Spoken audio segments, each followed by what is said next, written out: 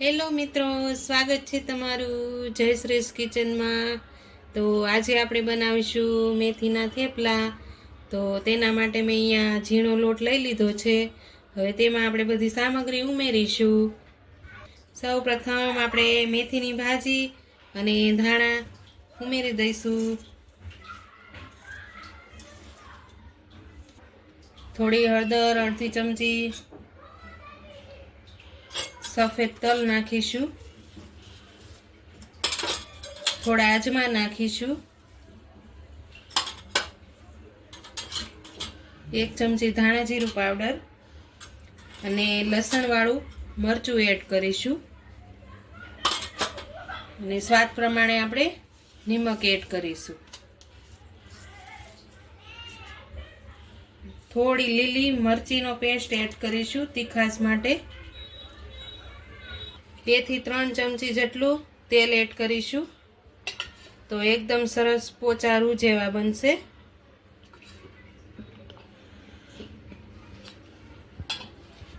તો હવે આપણે બધું મિક્સ કરી લઈશું। આ રીતે મિક્સ કરી લેવાનું છે બધું જ। પછી આપણે થોડું થોડું પાણી એડ કરીને લોટ બાંધી લેવાનો છે। આ રીતે થોડું થોડું પાણી એડ કરીને તો આપણો થેપલાનો લોટ બંધાઈને એકદમ સરસ રેડી થઈ ગયો છે। તો આ રીતે આપણે લોટને રાખવાનો રહેશે। તો હવે આપણે તેને લુવા કરીને થેપલા બનાવવાનું શરૂ કરી દઈએ। તો આપણે તવી ગરમ કરવા મૂકી દીધી છે। હવે આપણે થેપલું વણવાનું શરૂ કરી દઈએ। આપણે અહીંયા લુવો લઈ લીધો છે। હવે આપણે તેને વણી લઈશું।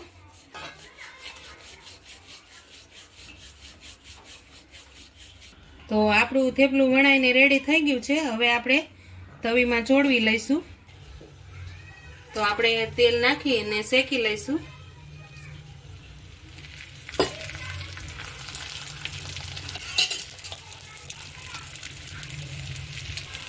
તો આપણે હવે બીજું પડ છોડવી લઈશું। તેમાં પણ થોડું તેલ એડ કરી દઈશું। તો આપણું થેપલું શેકાઈને રેડી થઈ ગયું છે। તેને આપણે ડીશમાં કાઢી લઈશું। હવે આપણે બીજું પણ ચોળવી લઈશું।